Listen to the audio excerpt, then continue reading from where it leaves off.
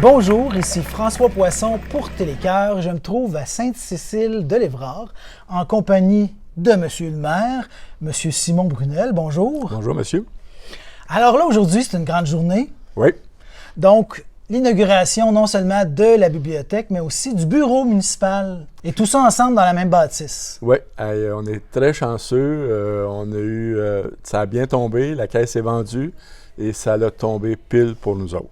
En tout cas, on voulait bâtir une bibliothèque, fait que ça a bien à donner. Vous pouvez combiner du personnel, peut-être un peu? Bien, justement, tu sais, quand des citoyens ne peuvent pas venir le soir, ils viennent porter un livre ou ils viennent choisir, ils marquent le nom, puis les bénévoles le soir, les autres remplissent les papiers, tu sais, sans déranger dans le travail, puis ça donne une chance aux citoyens aussi, là, tu sais.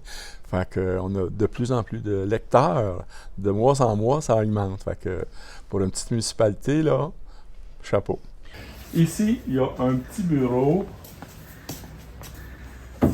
Les étudiants viennent beaucoup, des fois ceux qui n'ont pas d'Internet, ils viennent travailler là-dessus. On envoie quasiment 2-3 fois par semaine. C'est vraiment plaisant de les voir. Monsieur le maire Simon Brunel. Et je suis avec France René, qui est la directrice générale du réseau Biblio Centre du Québec, Lanaudière-Mauricie. Bonjour. Bonjour. C'est une belle fête aujourd'hui. Pour eux, ils ont fait un projet novateur de pouvoir intégrer les deux services ensemble et surtout d'aménager un bel espace extérieur. Donc, la bibliothèque va aussi vers l'extérieur. Les gens peuvent venir lire dans le jardin. C'est une volonté du milieu. Donc, on invite les autres municipalités à emboîter le pas et de faire de même. Puis, je pense que Sainte-Cécile-de-l'Évrard démontre que si petit qu'on l'on est, on est en mesure de faire de grandes choses. La volonté doit être là. Il faut aussi que la communauté s'implique pour pouvoir faire vivre des beaux projets comme celui-là. Je suis avec Suzanne Ducharme. C'est la fille de Lise Bergevin Ducharme. On vient de donner le nom de votre mère à cette bibliothèque de Sainte-Cécile-de-l'Évrard. Comment ça se prend, ça? C'est un moment de fierté.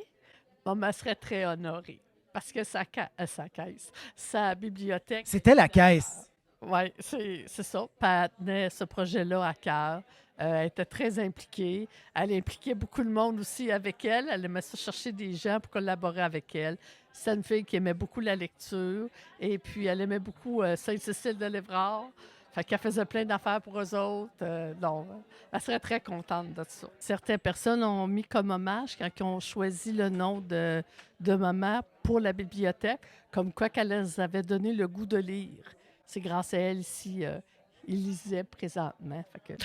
Comment vous la trouvez, la bibliothèque? C'est très beau. Honnêtement, je suis très impressionnée. C'est beau, c'est accueillant, c'est clair. C'est une belle bibliothèque qu'ils ont.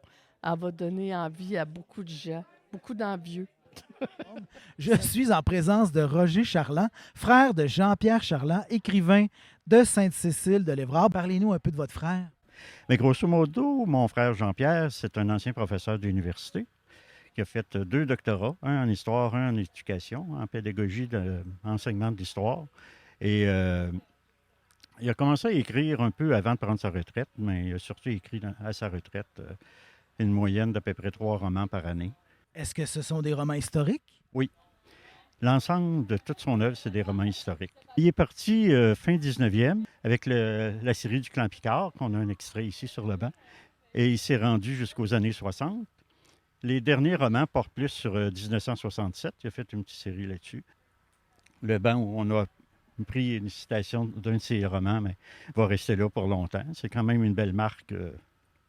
Et pour lui, puis un peu pour la famille aussi. La citation est intéressante aussi, parce qu'il faut dire qu'il y a des milliers et des milliers de pages qu'on aurait pu fouiller, puis il y aurait eu bien des citations intéressantes. Mais c'est très intéressant parce que, dans le fond, c'est sa première longue série. D'ailleurs, c'est sa plus longue. Je pense qu'il y a 4 ou 5 séries de 4 volumes sur le clan Picard.